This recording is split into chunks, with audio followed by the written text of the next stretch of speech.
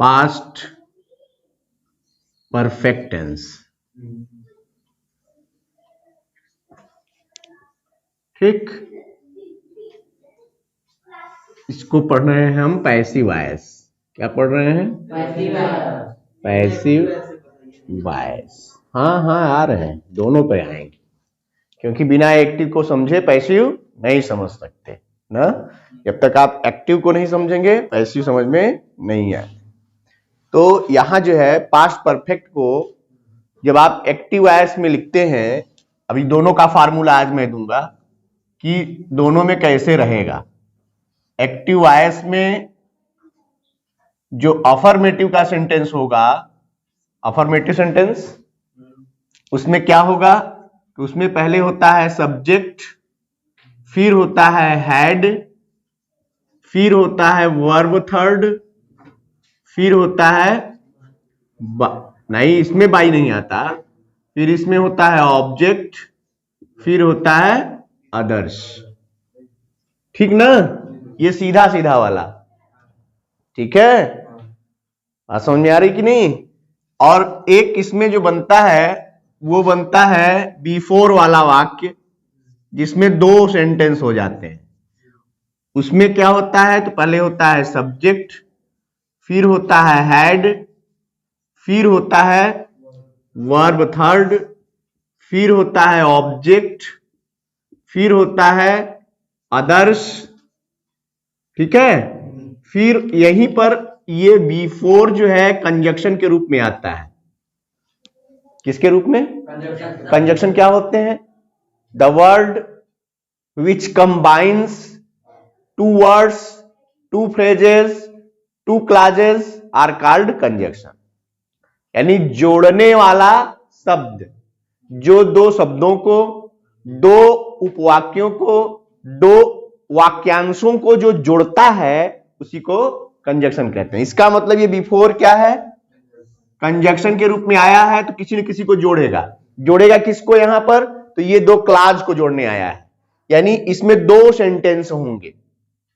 अभी आप इसको पढ़ेंगे आगे, इसमें क्या होंगे? दो सेंटेंस होंगे। एक तो ऑलरेडी आपको मिल गया जो पास्ट परफेक्ट टेंस का मिल रहा है, फिर जब ये बीच में आता है तो फिर एक सेंटेंस बनता है, यानी यही एक दूसरा सेंटेंस बनता है, यानी फिर से एक सब्जेक्ट आपको मिल लेना होगा, एक सेंटेंस और होगा। ठीक है, फिर उसके बाद इसमें क्या होता है, जो दूसरा वाला सेंटेंस बनता है उसमें वर्ब का सेकेंड फॉर्म लिखा जाता है। क्या लिखा जाता है? फिर उसके बाद ऑब्जेक्ट आता है और फिर अदर्स आता है।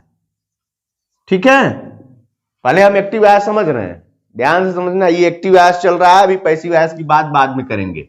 ठीक है, तो ये जो बिफोर आता है, अब मैंने बताया कि बिफोर के पहले एक सेंटेंस और बिफोर के बाद भी एक सेंटेंस है, और दोनों का अपना अपना टेंस है। कैसे? ये हैड के साथ वर्ब का थर्ड फॉर्म किसकी पहचान है, और वर्ब का सेकेंड फॉर्म किस टेंस की पहचान है? Past indefinite. इसका मतलब अब आपको दिमाग में बात आ जानी चाहिए कि बिफोर के पहले वाला जो वाक्य है वो किसमें है? यस, पास्ट परफेक्ट टेंस में। और बिफोर के बाद वाला जो सेंटेंस मैंने लिखा ये किस टेंस में है? पास्ट इंडेफिनिट टेंस में। क्लियर? अब आपको सारा काम ऐसे ही करना होगा, यानी अब ये ध्यान देना होगा कि जिस वाक्य में बिफोर आया उसमें एक सेंटेंस पास्ट परफेक्ट का और दूसरा सेंटेंस पास्ट इंडेफिनिट टेंस का होगा। जैसे मेरे विद्यालय पहुंचने से पहले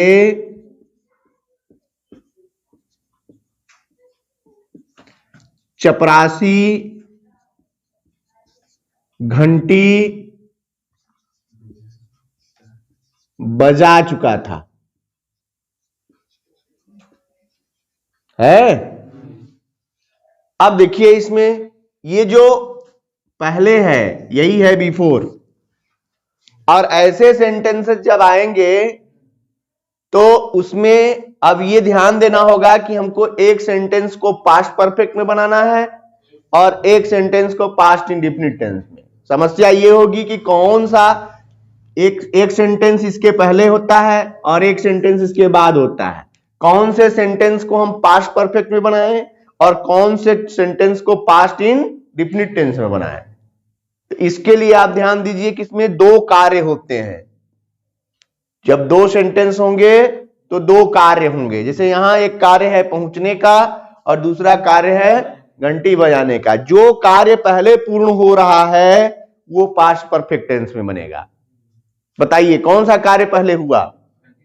यस, इसका मतलब ये वाला वाक्य किस में बनेगा? पास्ट परफेक्ट टेंस में। और ये वाला वाक्य किस में बनेगा? बात समझ आ गई ना? अब इसको आप ले लीजिए तो हो जाएगा। इसको अब इस रूल में लाइए तो सब्जेक्ट होगा चपरासी, यानी द प्यून हैड, रिंग का थर्ड फॉर्म रंग, द बेल बिफोर आई। अब देखो नेक्स्ट सब्जेक्ट हमारा अगले सेंटेंस में आइए तो सब्जेक्ट क्या है? कौन विद्यालय पहुंचा था? मैं, यानी सब्जेक्ट हो गया आई। वर्ब का सेकंड फॉर्म होगा reached, I reached the school या स्कूल, आई रीच्ड स्कूल। बात समझ में आ गई? अब देखिए ये आपका बिफोर वाला सेंटेंस था। इसी तरह एक बाद वाला सेंटेंस होता है, यानी यहां आफ्टर आ जाएगा, उसमें रूल चेंज हो जाता है। अब बिफोर और आफ्टर का कॉन्सेप्ट क्लियर करिए। पहले तो ये हो गया कि दो सेंटेंस होंगे तो इसमें कैसे बनाना है, और दूसरा का क्या होगा? दूसरा ये समझना होगा कि इसमें जो है जब यहां बाद आ जाएगा तो कैसे बनाएंगे, ठीक ना?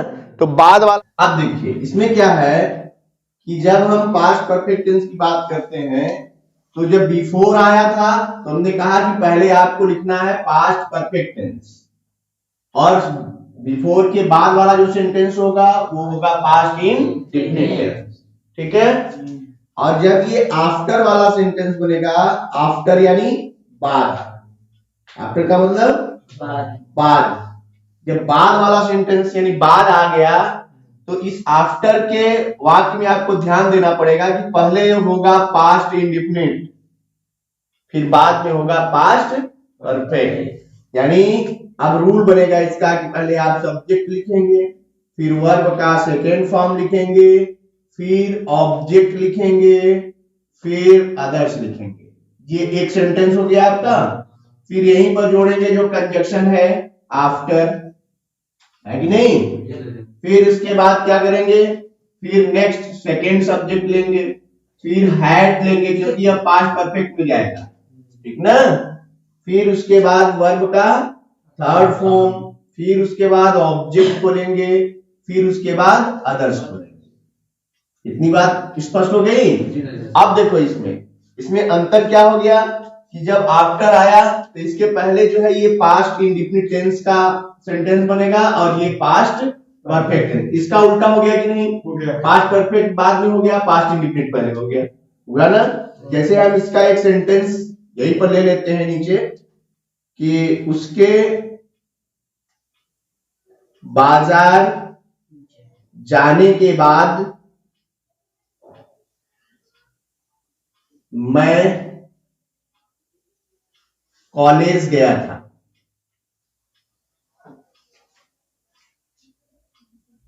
ये देखिए इस सेंटेंस को देखिए, उसके बाजार जाने के बाद मैं कॉलेज गया था। ये देखो बाद जब आया तो हमें इसी को ले देखना है, क्योंकि इसके पहले एक सेंटेंस, इसके बाद में एक सेंटेंस। कौन सा कार्य पहले हो रहा है?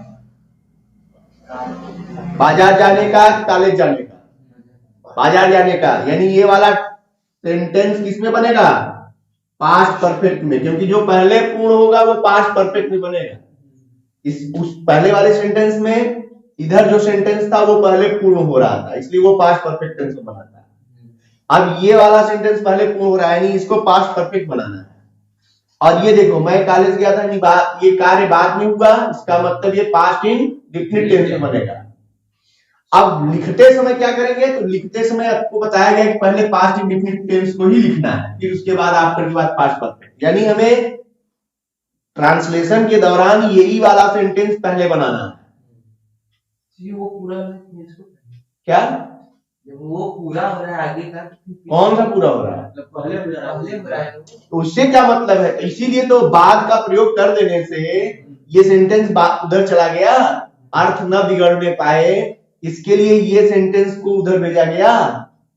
नहीं तो सीधे सीधे जैसे उसको लिखे थे उससे इसको भी लिख लेते, ये पास्ट परफेक्ट में, पास्ट इंडेफिनिट टेंस में। पास्ट परफेक्ट का मतलब क्या है और पास्ट इंडेफिनिट टेंस का मतलब क्या है? तो पास्ट इंडेफिनिट यानी अनिश्चित काल में कार्य हुआ पास्ट टेंस में, और परफेक्ट हो गया यानी वही अनिश्चित काल में जब कार्य परफेक्ट हो गया, यानी पास्ट का परफेक्ट पास्ट परफेक्ट होता है, यानी पास्ट का भी पास्ट है वो पास्ट परफेक्ट। इसीलिए जो कार्य पहले हुआ वही पास्ट परफेक्ट, जो कार्य बाद में हुआ वो पास्ट परफेक्ट।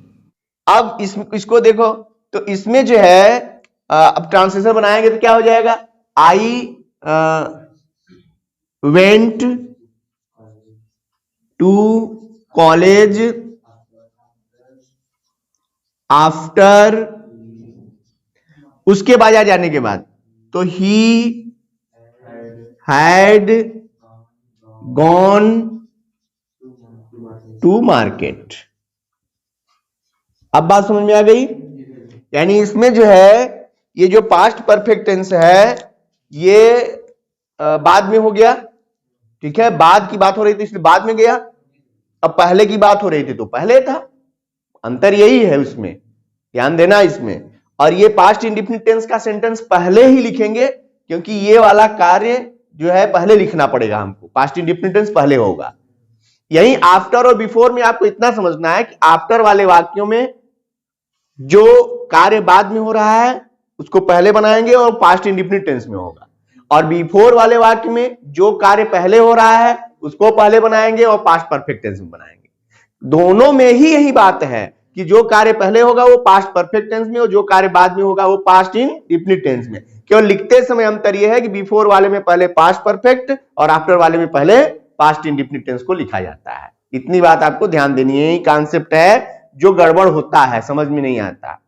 आप समझ में आ जाना चाहिए। दोनों सेंटेंस जब आप लिख कर देखेंगे तो आपको समझ में आ जाएगा। मेरी बात को आप दिमाग में रखिए कि जो कार्य पहले पूर्ण हुआ वो पास्ट परफेक्ट टेंस में, जो कार्य बाद में हुआ वो पास्ट इंडेफिनिट टेंस में, लेकिन लिखते समय आफ्टर वाले वाक्यों में पहले पास्ट इंडेफिनिट और बिफोर वाले वाक्यों में पहले पास्ट परफेक्ट टेंस का प्रयोग करेंगे। इतने में आपका कॉन्सेप्ट क्लियर हो जाएगा। समझ में आ गई बात? यहां जो है अब हम देखने वाले हैं इसका नेगेटिव। अभी ये हम बात किसकी कर रहे थे? ये सब अफर्मेटिव की बात हो रही थी, ठीक है। ये जितना रूल आपने देखा ये सब क्या था? अफर्मेटिव। यहां मैंने लिखा भी है अफर्मेटिव का था, लेकिन अब इसी में हमको यदि नेगेटिव बनाना हो तब देखिए ध्यान से, नेगेटिव बनाते समय क्या होता है आपको पता है कि नेगेटिव बनाते समय सेंटेंस में नॉट जोड़ना होता है, नॉट या नेवर। क्या जोड़ना होता है? और नॉट या नेवर कहां जोड़ते हैं? नॉट या नेवर कहां लगाते हैं? हेल्पिंग वर्ब और मेन वर्ब के बीच में। इसका मतलब यदि इसका नेगेटिव बनाना होगा जो सिंपल है जिसमें आफ्टर या बिफोर नहीं है तो उसमें यहां हैड के साथ क्या लगा देंगे? नॉट या नेवर। ये ट्रिक बता रहा हूं, अभी आप लिखेंगे अपने से, चेक कराएंगे।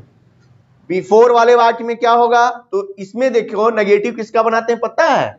जब बिफोर वाला वाक्य होगा तो इस सेंटेंस से हमारा लेना देना नहीं होता, हमारा मतलब ये इससे होता है, इसको प्रिंसिपल क्लॉज कहते हैं।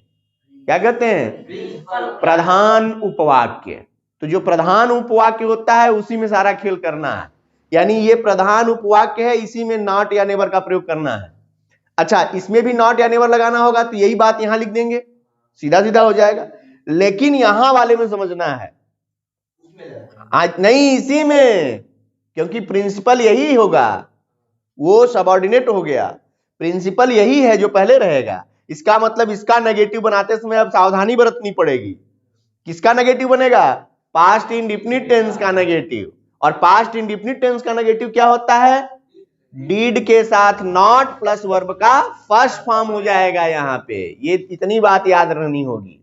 और नेवर का प्रयोग आ गया तब और सावधानी बरतनी है, क्योंकि नेवर लगता है तो ये डीड नहीं लगता, नेवर के साथ वर्ब का सेकेंड फॉर्म लगता है। ये दो बात याद करनी पड़ेगी, यानी इसमें दो रूल हो गया। अब रूल बढ़ गया कि नेगेटिव बनाते समय इसमें तो केवल नॉट या नेवर लगा देंगे, काम चल जाएगा, इसमें भी लगा देंगे, हो जाएगा दोनों में। लेकिन इसमें जब लगाने की बात आएगी तो अब ये पास्ट इंडिफिनिट टेंस का सेंटेंस है, इसलिए यहां पर डीड के साथ, डिड नॉट के साथ वर्ब फर्स्ट लगाएंगे।